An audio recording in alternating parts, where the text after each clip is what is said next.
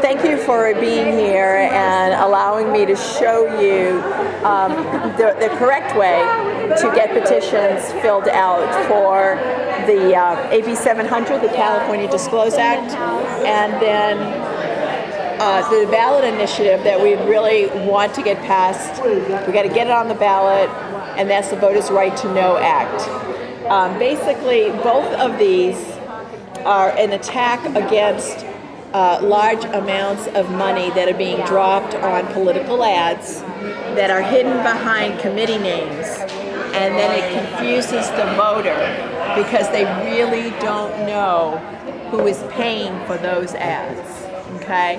And then we vote against our best interest because we're totally confused, okay? So AB 700 is a state legislative bill that is currently in Sacramento. And this bill, this petition is simply a show of support.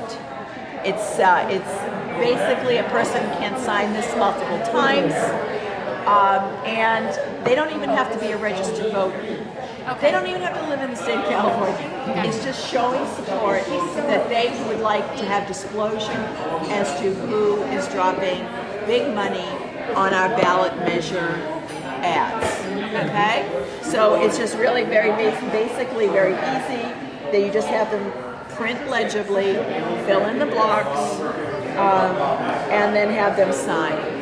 And what I do, most people are fine with putting in their name and their address, and they start to hesitate and they hit the email. Yeah. So I preempt them by just saying, and if you give us your email address, it will be protected by California Clean Money. We don't share it with anybody, and then we'll be able to notify you as to the process of the bill, and if there's anything else you can do to help us get this bill passed. And so if you say that, then they'll just go ahead. It's much easier to do that than wait for them to say, do I have to give you your email address? Okay. Is it okay if they refuse? Can we still get their signature? Yeah, if they refuse, we still go ahead and get it. Make sure that they do sign in the signature block because it's not really valid without their signature. Okay. They don't need their phone number either. That's what you just Right, said. they don't have to have the phone if they don't want to, but we prefer to get it. It helps us get in touch with them, okay?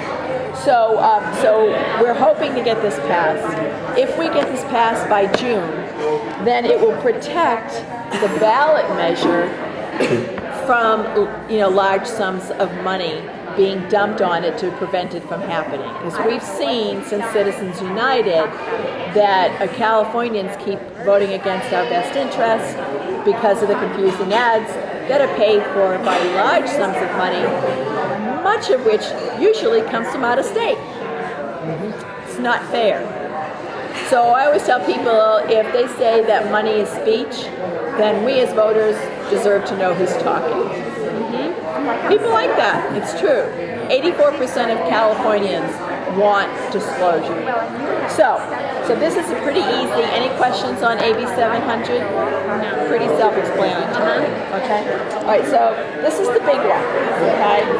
Now, just so you know this, currently, this is what disclosure looks like. You can see that there's no mandate on the contrast between the letters. When this is moving on a video, you cannot see it.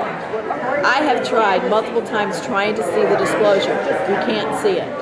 On radio ads, you can't understand because they're speed reading, and I've tried to understand that, and you can't. So after the disclosure passes, it will be very clear. We'll mandate high contrast, size of the disclosure on the screen, as well as the size of the font. And so and also we'll know who the original funders on those ads are.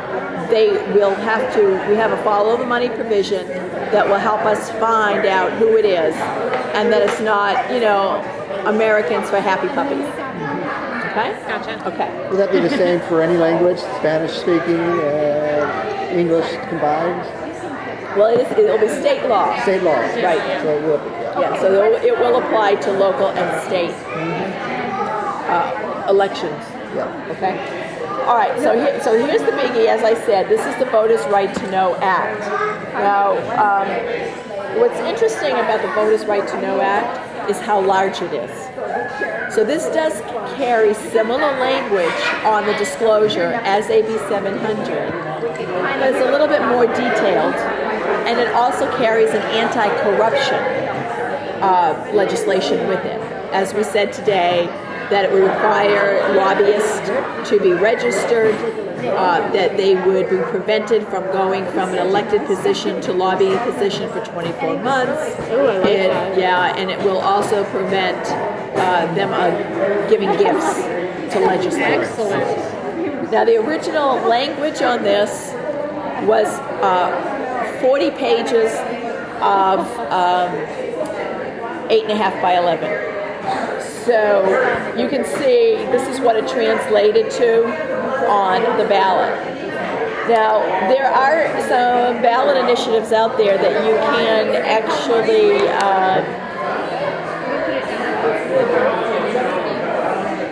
there are some ballot measures out there that you can actually download. We cannot download these because this is the whole ballot initiative. All right, so we have to use these booklets. Also, when you're done getting this completed, please keep it intact with the booklet and send the whole booklet back. Do not tear the page off. We actually had some people do that. Not good. All right, so keep it intact. Also, it needs to be either black or blue ink. This is not the time to get creative. Okay? All right. So then, so basically the front is broken into 3 sections. This is the summary by the Attorney General. Okay, so the Attorney General read all the legalese and then put the summary at the top so that the voter that is signing can read very quickly and get the gist of what the ballot measure is about. These have to be per county, all right? So the very first thing you want to do when you receive this ballot that's going to look like this is you want to put in here the county in which you're going to be collecting the signatures. So if you're in Orange County and you're an event in Orange County, the majority of people will probably be from Orange County. However, we're going to actually give you 3 petitions or more, just in case somebody comes up and they say, oh, well, I'm not in Orange County, I'm in LA County. So you'll have to give that person their own separate sheet. Gotcha. Okay. A separate booklet. But they have to be from California. Yes. In that Yes. county. They have to, Right. they have to, and here, thank you, they have to be a registered voter and they need to use their residence, okay? So, if their P.O. box is their legal residence, let's say they live on a boat and they registered with that P.O. box as their legal residence, they may use it. If they have a legal residence, that's what they're supposed to use, not a P.O. box. Okay? Okay. So you want to put the county, and then you want them to print legibly. I always, when they take the board, I always say, please print legibly. They'll give their name, their address, their city, and their zip. Make sure their zip is in there, okay? Lots of times they'll forget that. And then make sure that they sign. If somebody by accident makes a mistake, they wrote on the wrong petition, then take your pen and just write a diagonal line across the box. We'll just forfeit that space. Okay. Okay? Once you complete this, before you send it back to us, we're going to want to actually execute it. All right? So here, you're going to actually, you're going to print your name, and then you're going to give us your address, city, state, and zip. And you're going to say the first day that you got your very first petition. So unless you're at a big event, I would recommend, like, if you're just going to keep it on your foyer table and have people, sign as they come in, the very first time you get the number one signature, write in your beginning date.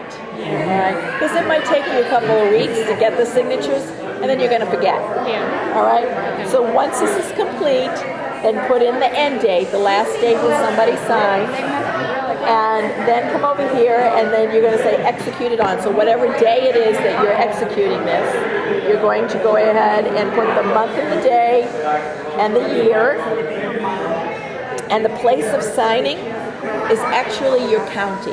Okay. People think it's your city, but Salmon it is, Keylondo? Salmon? it is your county. Okay. Okay? Your resident county, right? Yes. Okay. And then here, this is going to be your signature, and if you have a middle initial, include that. Okay? So the date of your execution should be about the same date as the top, correct? That one and that one. should Yeah, be you the would. same. That it should be. So every time we collect that many signatures, we have to fill out that Yes. that on it? Yeah. And this is just one petition that you're looking at right here? Is that thick? Well, it's a state ballot, right? So Yep. it's Oh, I see. So, Well, this is it actually like two on here, but this is how thick they are. is it a carbonless thing, so you have to press hard? There's no carbon. Carbonless. Yes. Yeah. But This it does transfer. No, it doesn't. Oh, never No. mind. Sorry. Okay, so all we're really interested is on this information, but by law, the ballot has to be attached to it, the initiative, The whole thing. the whole thing. Nice. so it's the entire language, right? That's right. So if you really want to go to sleep, this would be a great thing to read. No, I mean, if you're really interested in the political process and you want to know And what the you're language and you're an is, attorney. and you're an attorney. Can we make copies of that and have some on hand and hand them out to people No, if they want? that's a good question. They have to be the official ballot, okay? So I will always have ballots, and if you need a ballot, I'll give you bunches of them, and you'll have them with you, okay? So once you've completed it, right, you've gotten 5 signatures, and you've executed it, then you want to send it, you can either give it back to me if you see me, or it needs to be sent to California Clean Money Campaign. Don't send it here, all right, because we are actually tracking the number of signatures that we're collecting, because we have to get between 50 and 100,000 signatures by April 15th. All right, so all of these forms, whether you've got it full or not, needs to be returned to California Clean Money Campaign on April 15th. All right, so think of the big tax day, and you'll remember. Do you have an April 15th. address or anything? Yes, Okay. it's actually 3916 Sorry, one sec. Sepulveda, which is SEPULVEDA Boulevard. California Clean Money. You take a picture of it, Oh, yes, okay. and it's Might be glossy. Might be fun. So this last one, that should have a diagonal line to it. Right? yeah. This is not going to work, so we're going to have to charge. Go ahead and do it. A good catch there, Ken. Yeah, And when's Terrible the deadline? line. April 15. 15th. April 15th. Yep. So it's California Clean Money, and it's 3916 Sepulveda Boulevard, Suite 208, Culver City, California 90230. Yes. But again, if you want to give them to me, that's fine. Okay. Any questions on this? I think you explained it very thoroughly. Yeah, good job. I got You a very can't circulate this anywhere in the state of California. Okay? You can circulate it anywhere. Okay. Okay. I know that they have 5 on each sheet. When you cross one out, they normally count the sheets and then count them up. They have to count each We're one counting all the separately. signatures. Yeah. So when we get them back, we'll count. This will be only 4. Yeah. Okay. Okay. So I want to thank you all for being willing to help us with this. And if you know of any other people that feel that, hidden money in the political process, is really stealing our democratic process and want to help us, please get them in touch with us. It's equal speech. It's free speech, but they can talk a lot louder than we can. Exactly. Okay, that's pretty much it in a nutshell. Any other questions? Yeah, so we have to be nonpartisan ourselves, or is that just you with it? Can we I think it's always great to say that this is a nonpartisan initiative. okay. It's a nonpartisan initiative. If they ask you who is funding it,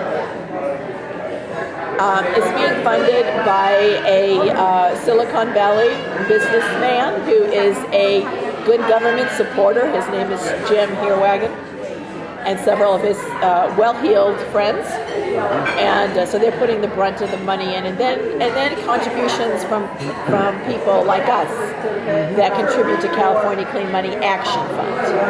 Okay. So That's a good question. That's good to know. That's important to know where the money's coming. People will ask that, where's that money exactly. coming? And so it's citizens. This is a citizen sponsored initiative. This is a revolution. It's a that's right. You got that right, Tom. That's right. It's a real long revolution. Yeah. It is. That's how you do it. Think about how important this is, because how California goes, the rest of the nation goes. That's right. And if we can get this done, we have a good chance of this actually going nationwide. What other state has done something like this? Thank you very much. None. None? Okay. And when would this law go into effect? Well, if we can get AB 700 passed by June, the Disclose Act will actually be passed, will go into effect for the general election. Oh, great. So that's why we're doing both, right? We're going to get the AB 700 passed, and then it will protect the voters' right to know as it goes, into the public arena, because it's going to be attacked by big money. Oh, yeah. But if we have the disclosure law, then it will very clearly say who it is, whether it's Koch brothers or whatever. These people are going to call their organization something similar to ours. They're going to call theirs the Freedom of Political Information Happy Public. thing or something, right. So this would be great that the original funders will be disclosed. Okay, and then when this passes in the general, I really don't know how quickly it goes into effect. I don't know. That's a good question. I have to find out. That's right. All right. I think unless anybody has any other questions, that pretty much does it. Thank you. No, Thank yeah. you, Dave Great, Marie. I thanks. appreciate Thank it. you. I appreciate you being